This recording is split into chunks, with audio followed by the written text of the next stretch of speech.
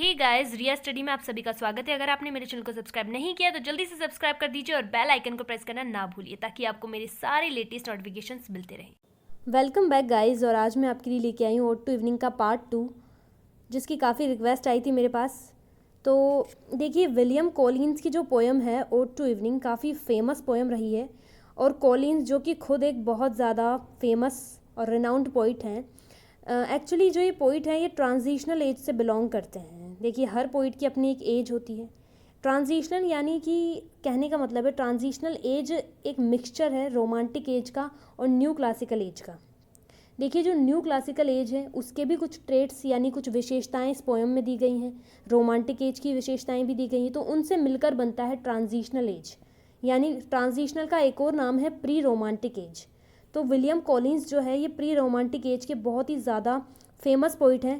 देखिए, जो ट्रांजिशनल जो एज है उसके 4 पोइट बहुत ही फेमस है और उसको 4 पिल्लर कहा गया है, यानी 4 स्तंभ कहा गया है। एक तो थॉमसन है, ग्रे है, कूपर है, कॉलिंस। ग्रे कॉलिंस का नाम तो हमेशा साथ में लिया जाता है। ग्रे, कॉलिंस, कूपर और थॉमसन, ये चारों जो पोइट हैं ये एक पिल्लर हैं, यानी जो न्यू क्लासिकल कह सकते हैं और जो रोमांटिक का जो मिक्सचर है ट्रांजिशनल, उसके पिल्लर माने गए हैं ये चारों। ठीक है, तो जो विलियम कॉलिंस हैं ये बहुत ही ज़्यादा फेमस रहे हैं और इन्होंने पर्सनिफिकेशन दिया है। जैसे कि ओड टू इवनिंग जो पोएम है इसमें मैंने पहले ही बताया था आपको, जैसे मेरे पहली वीडियोज़ में मैंने आपको बता चुकी हूँ मैं कि जैसे ओड यानी होता है एक लॉन्ग लिरिकल पोएम होती है। इसका सब्जेक्ट हमेशा सीरियस होता है और इसमें जो एड्रेस की जाती है कोई ना कोई चीज़ को, जैसे कि यहाँ पर इवनिंग को एड्रेस किया गया है, संबोधित किया गया है और इवनिंग को यहाँ पर पर्सनिफाई भी किया गया है। मैंने आपको मेरी प्रीवियस जो पार्ट फर्स्ट थी उसमें मैंने आपको बताया था कि इवनिंग के 5 फॉर्म्स हमको दिए गए हैं।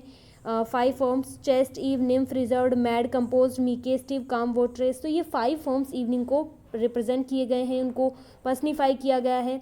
तो हमने 3 फॉर्म्स तो पार्ट फर्स्ट में देख ही लिए थे। अब हम यहाँ पर पार्ट जो सेकंड है इसमें हम जो 2 बचे हुए इसके फॉर्म्स हैं उनको भी देखेंगे। और आज हम देखेंगे कि कैसे धीरे धीरे इवनिंग जा रही है अपने रथ पर सवारी करते हुए और किस तरह से नाइट का आगमन हो रहा है, अराइवल हो रहा है नाइट का, और जो इवनिंग है उसका डिपार्चर हो रहा है। और यहाँ पर पर्सनिफिकेशंस देखेंगे हम, पोइट्स के पर्सनल नोट भी देखेंगे एंड में। और यहाँ पर जो सीजन्स हैं उनको भी पर्सनिफाई किया गया है। 4 सीजन्स आएंगी यहाँ पर: समर, ऑटम, विंटर और रेनी सीजन। तो इनका स्प्रिंग सीजन, तो इनको हम यहाँ पर देखेंगे सीजन्स के पर्सनिफिकेशंस को। तो बहुत ही चीज़ें हैं जो गाइस आज हम देखने वाले हैं। तो चलिए स्टार्ट करते हैं। As musing slow I hail. देखिए, लास्ट जो प्रीवियस पार्ट था उसमें हमने वहाँ तक देख लिया था। अब आज जो पार्ट सेकंड है वो हम यहाँ से स्टार्ट कर रहे हैं। As musing slow I hail. Poet कह रहा है कि एज म्यूजिंग स्लो, धीरे धीरे चिंतन करते हुए, म्यूजिंग यानी चिंतन करना, स्लो यानी धीरे धीरे, तो धीरे धीरे चिंतन करते हुए आई हेल में स्वागत करता हूँ। कवि कह रहा है इवनिंग को पर्सनिफाई संबोधित करते हुए कह रहा है कि हे इवनिंग, एज म्यूजिंग स्लो, धीरे धीरे चिंतन करते हुए आई हेल में स्वागत करता हूँ दाई जेनियल लव्ड रिटर्न, तुम्हारी जेनियल यानी प्रसन्नता भरी, लव्ड यानी प्रेम भरी, रिटर्न यानी वापसी की, यानी तुम्हारी जो प्रसन्नता भरी, प्रेम भरी जो वापसी है उसका मैं स्वागत करता हूँ। देखिए, अब जो इवनिंग है वो जाने वाली है क्योंकि जब नाइट है उसका आगमन होने वाला है, इसीलिए जो एक एटमोसफेयर है जो वो कवि तैयार कर रहा है। For when thy folding star arising shows, क्योंकि जब तुम्हारा जो फोल्डिंग स्टार यानी होता है सायकालीन तारा। देखिए, फोल्डिंग स्टार इसलिए कहा गया है क्योंकि जो तारा है वो इवनिंग को, तारे का आगमन जब होता है तो इसका ये अंदेशा लग जाता है हमें कि दोस्तों अब नाइट का आगमन होने वाला है और धीरे धीरे जो इवनिंग है वो ढलने वाली है, समाप्त होने वाली है। तो इस तरह से इसको यहाँ पर फोल्डिंग स्टार, यहाँ पर इवनिंग स्टार के लिए कहा गया है। जो सायकालीन तारे यानी जो सायकालीन उगने वाले जो तारे होते हैं उन्हीं के लिए कहा गया है। For when thy folding star arising shows, क्योंकि जब तुम्हारा जो इवनिंग स्टार यानी जो सायकालीन जो तारा है, अराइजिंग यानी उठना, लेकिन यहाँ पर अराइजिंग का वर्ड हम स्टार के लिए लेंगे उगना, तो उगते हुए शोज यानी वह दर्शाता है। जब तुम्हारा जो सायकालीन तारा है वह उगते हुए दर्शाता है। हिज पेली सर्किट, सर्किट यानी होता है सर्किल यानी एक दायरा, पेली यानी पीला या हल्का, पेली का मतलब होता है पीला या हल्का जो दायरा होता है उसको वह दर्शाता है। एट हिज वार्निंग लैंप, अपने वार्निंग लैंप यानी अपने चेतावनी भरे लैंप पर। अब देखिए, जो स्टार है वो किस तरह से वार्निंग, वार्निंग वर्ड यहाँ पर इसीलिए यूज़ किया गया है क्योंकि जो एक तारा है वो इसलिए वार्निंग दे रहा है क्योंकि जो वो इस बात की वार्निंग दे रहा है कि भाई अब रात्रि का आगमन होने वाला है और जो इवनिंग है वो डिपार्चर लेने वाली है, अपना प्रस्थान करने वाली है यहाँ से, इसलिए वो एक वार्निंग दे रहा है। और लैंप वर्ड यहाँ पर तारों के प्रकाश के लिए यूज़ किया गया है दोस्तों, क्योंकि आसमान में कोई लैंप तो लग नहीं रहे हैं, तो तारों के प्रकाश के लिए ये वर्ड यूज़ किया गया है। For when thy folding star, क्योंकि जब तुम्हारा जो सायकालीन तारा है अराइजिंग यानी उगते हुए वह शोज दर्शाता है, हिज पेली सर्किट अपने हल्के पीले दायरे को, एट हिज वार्निंग लैंप अपने जो चेतावनी भरा लैंप है उस पर, द फ्रेग्रेंट आर्ट्स। अब यहाँ पर पोइट इस वर्ड का यूज़ कर रहा है जो खुशबूदार क्षण है, यानी सायकालीन यानी इवनिंग के समय कैसा होता है, खुशबूदार क्षण होता है। अब खुशबूदार क्षण इसलिए होता है दोस्तों क्योंकि आप सभी जानते होंगे कि इवनिंग के टाइम जो रिलीजियस प्लेसेस होते हैं, धार्मिक स्थान होते हैं, वहाँ पर धूप बत्तियाँ अगरबत्तियाँ लगाई जाती हैं और सभी घरों में भी दिया बत्तियाँ अगरबत्तियाँ लगाई जाती हैं। तो इससे क्या है, एक वातावरण जो होता है वो खुशनुमा खुशबूदार हो जाता है। इसीलिए पोइट कह रहा है द फ्रेग्रेंट आर्ट्स, कि फ्रेग्रेंट यानी खुशबूदार, आर्ट्स यानी क्षण, कि सायकालीन जो क्षण होता है ना वो खुशबूदार क्षण होता है। एंड ईव्स, और जो परियां होती है, ईव्स यहाँ पर फेरीज के लिए आया, परियों के लिए, और जो ईव्स यानी जो परियां हैं, हु स्लेप्ट जो कि सोई रहती हैं, इन फ्लावर्स फूलों में, द डे यानी सारे दिन भर। जो कलियां सारे दिन भर फूलों में सोई रहती है वो भी क्या करती है, इवनिंग टाइम में जग जाती हैं, जागृत हो जाती हैं। And many a nymph, nymph यानी होता है वाटर, जो लिलीज होती हैं, जल परियां जो होती है उनके लिए आया है निम्फ वर्ड यहाँ पर, कि जो अनेक जल परियां हैं, हु रीत्स जो कि तैयार करती हैं या सजाती हैं, रीत्स यानी सजाना। हर यहाँ पर हर जो वर्ड है यहाँ पर ये इवनिंग के लिए आया है। हर ब्रोज यानी जो इवनिंग है उसकी ललाट को, क्योंकि इवनिंग को यहाँ पर एक ब्राइड के रूप में प्रेजेंट किया गया है पोइट ने। जो कॉलिन्स है वो इवनिंग को यहाँ पर इस लाइन में एक ब्राइड यानी एक दुल्हन के रूप में प्रस्तुत कर रहा है। तो इसीलिए वह कह रहा है कि जो निम्फ यानी जो जलपरियाँ हैं, हु रीत्स जो कि सजाती हैं या सजावट करती हैं, हर ब्रोज यानी तुम्हारे जो ललाट है, तुम्हारे जो स्वयं की हर ब्रोज यानी जो इवनिंग की जो ललाट है उसको सजाती हैं विद सेज। सेज, यहाँ सेज वर्ड का मतलब होता है गाइज, सेज यानी होता है नदी किनारे जो उगने वाले पौधे होते हैं ना, तो उनके लिए आता है सेज। तो जो नदी किनारे उगने वाले पौधे हैं उनसे वह जो जलपरियां हैं वो किसको सजाती हैं, तुम्हारी ललाट को सजाती हैं, क्योंकि इवनिंग को यहाँ पर एक ब्राइड के रूप में प्रस्तुत किया गया है। अब आगे पोइट कह रहा है एंड शेड्स, और जो जलपरियां हैं वह क्या करती है, शेड्स यानी बहाती हैं, द फ्रेशनिंग ड्यू, जो तरोताज़ा ओस की बूंदें हैं उनको बहाती है। अब देखिए जलपरियां हैं तो ओस की बूंदें तो बहा ही सकती हैं, इजीली बात है ये एक। एंड लवलियर स्टिल, और जो लवलियर यानी जो प्यारी शांति है, लवलियर स्टिल यानी प्यारी शांति है, वो सब जगह रहती है। जो ना जो प्यारी शांति होती है वो चारों जगह, मतलब हर जगह रहती है वो, ठीक है। द पेंसिव प्लेजर्स स्वीट, जो पेंसिव प्लेजर्स यानी जो पेंसिव का मतलब होता है दोस्तों विचारशील, विचारशील जो आनंद है यानी जो मधुर, यहाँ पर स्वीट यानी मधुर, प्लेजर्स यानी आनंद, पेंसिव यानी विचारशील, जो विचारशील मधुर आनंद है। अब वो क्या कर रहा है, प्रिपेयर यानी तैयार करता है, जो विचारशील मधुर आनंद है वह तैयार करता है दाई शेडोई कार, तुम्हारी अंधकार रूपी जो रथ है। अब देखिए इवनिंग का डिपार्चर को किस तरह से पोइट एक बहुत ही शानदार वे में प्रस्तुत कर रहा है हमारे सामने, कि मतलब इवनिंग का डिपार्चर कैसे हो रहा है धीरे धीरे, और इवनिंग अपने अंधकार रूपी रथ में जाएगी। तो इस तरह से एक एटमॉस्फेयर बन रहा है दोस्तों, ठीक है। तो देखिए यहाँ पर कि जो पेंसिव प्लेजर्स स्वीट यानी मधुर जो विचारशील आनंद है वो क्या कर रहा है, प्रिपेयर तैयार कर रहा है दाई शेडोई कार, तुम्हारी जो अंधकार रूपी कार रथ है उसको, क्योंकि अब तुम प्रस्थान लेने वाली हो, तो अंधकार रूपी जो रथ है उसको क्या कर रही है, वो तैयार कर रही है। अब पोइट कह रहा है आगे कि देन लीड, कि तब तुम नेतृत्व करो काम वॉटरेस। अब देखिए यहाँ पर हमें हमारा फोर्थ जो फॉर्म है वो मिल चुका है, काम वॉटरेस। इवनिंग का फोर्थ फॉर्म है काम वॉटरेस, इसको अंडरलाइन कर लेना दोस्तों। ये हर बार एग्जाम में बहुत ही ज़्यादा पूछे जाने वाले क्वेश्चंस हैं कि इवनिंग के 5 फॉर्म्स कौन कौन से हैं, ठीक है। जो मैंने फर्स्ट जो पार्ट था उसमें आपको 3 फॉर्म्स बता दिए हैं, और इस पोएम इसमें इस पार्ट में जो 2 फॉर्म्स आएंगे वो भी मैं आपको बताऊंगी ज़रूर।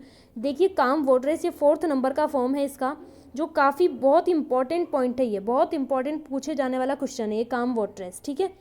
तो वेयर सम शीटी लैक, यानी तब वो पॉइंट कह रहा है कि देन लीड, तब तुम नेतृत्व करो काम वॉटरेस ओ शांत पुजारिन। अब इवनिंग को वो काम वॉटरेस कहकर पुकार रहा है कि तब तुम लीड यानी नेतृत्व करो ओ शांत पुजारिन, वेयर जहाँ पर सम शीटी लेक, शीटी यानी होता है पारदर्शी, लेक यानी झील, जहाँ पर कुछ पारदर्शी झील हो वहाँ पर तुम क्या करो, नेतृत्व करो। चीयर्स, और पोइट कह रहा है इवनिंग से कि तुम चीयर्स यानी आनंद मनाती हो द लॉन हीथ, जो लोन यानी एकांत, जो बंजर भूमि है उस पर तुम आनंद मनाती हो। और सम टाइम हैलोड पाइल, और जो टाइम हैलोड यानी समय द्वारा पतित कर दिए गए जो अवशेष हैं, पाइल यानी होता है अवशेष, उन पर तुम क्या करती हो, आनंद मनाती हो।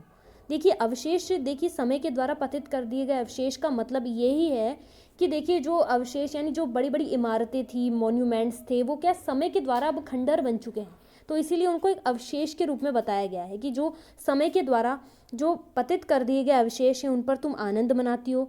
और अपलैंड फेलोज ग्रे, और जो अब पोइट कह रहा है कि तुम्हारा जो रथ है ना, अपलैंड यानी लैंड यानी भूमि, फेलोज यानी बंजर, जो बंजर भूमि है उसके अप यानी ऊपर, ग्रे यानी जो सलेटी रंग की जो बंजर भूमि है उसके ऊपर तुम्हारा रथ चला जाता है, यानी उसके ऊपर जाता है तुम्हारा रथ और रेफ्लेक्ट्स, और ये प्रदर्शित करता है इट्स लास्ट कूल ग्लीम, इसकी अंतिम जो ठंडी चमक है उसको ये प्रदर्शित करता है। देखिए ठंडी चमक का ये मतलब है कि जो शाम के समय जो ठंडा एक वातावरण तैयार होता है उसकी अंतिम चमक को ये क्या करता है, प्रदर्शित करता है।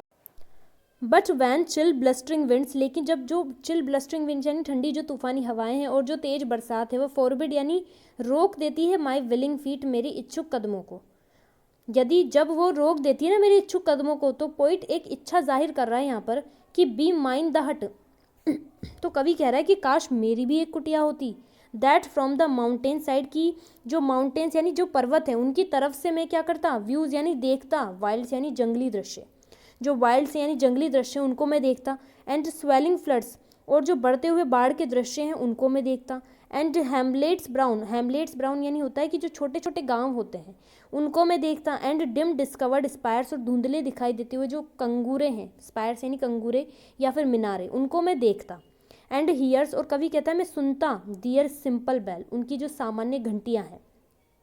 देखिए सिंपल बेल्स, घंटियां कभी सामान्य नहीं होती, यहाँ पर सिंपल बेल इसीलिए कहा गया है, यानी सामान्य लोगों द्वारा बजाई जाने वाली घंटियां।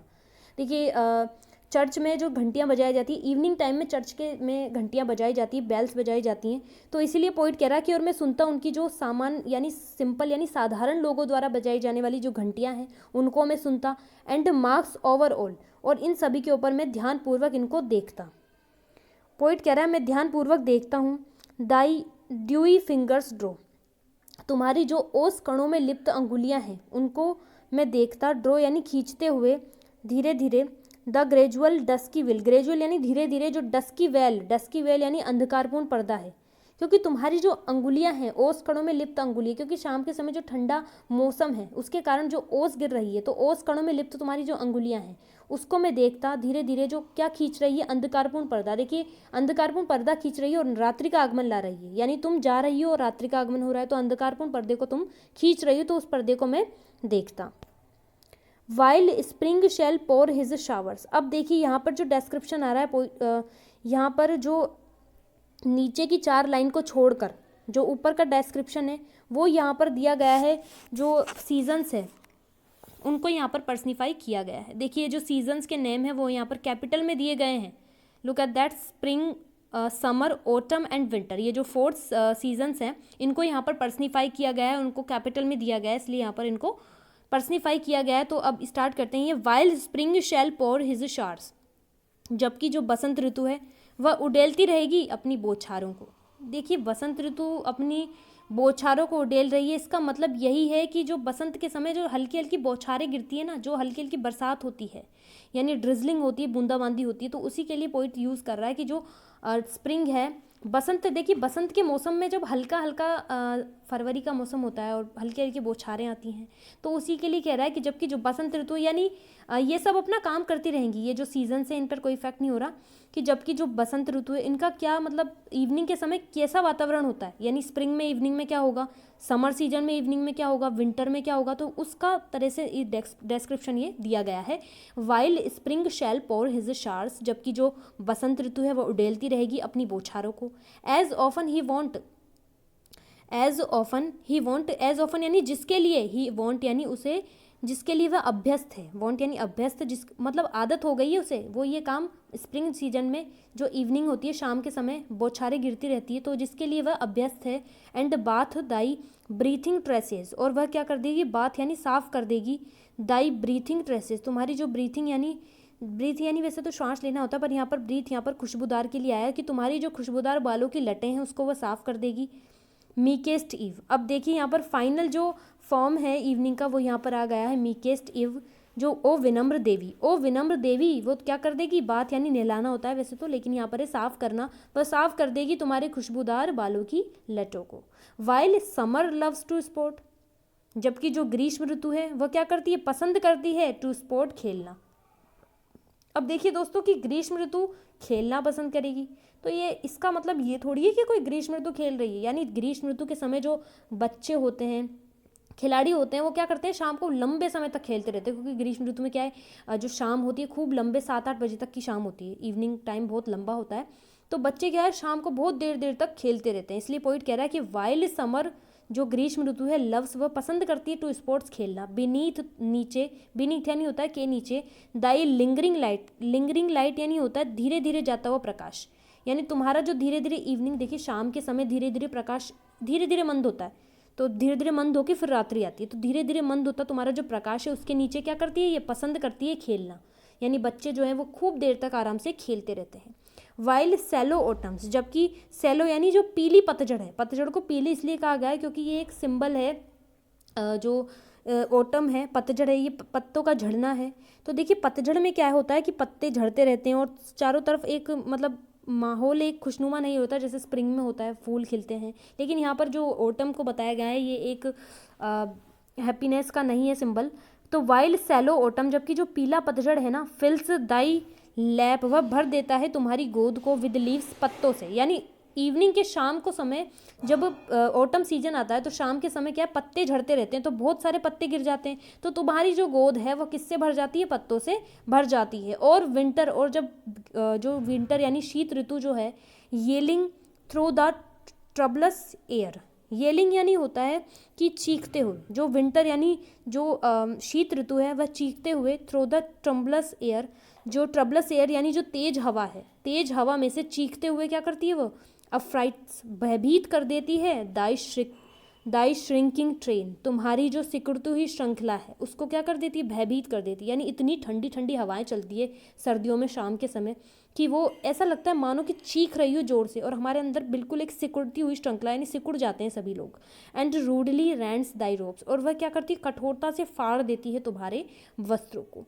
तो देखिए यहाँ पर 4 सीजन्स का डिस्क्रिप्शन दे दिया गया। अब लास्ट में जो 4 जो लाइन्स आ रही है मोस्ट इंपॉर्टेंट है ये पर्सनल नोट, क्योंकि यहाँ पर पोइट ने अपना पर्सनल नोट यानी खुद के अपने पर्सनल विचारों को रख रहा है पोइट। देखिए यहाँ पर एक पर्सनिफिकेशन इवनिंग का दे दिया, लेकिन यहाँ पर अपने पर्सनल जो व्यक्तित्व है उसके बारे में पोइट बता रहा है।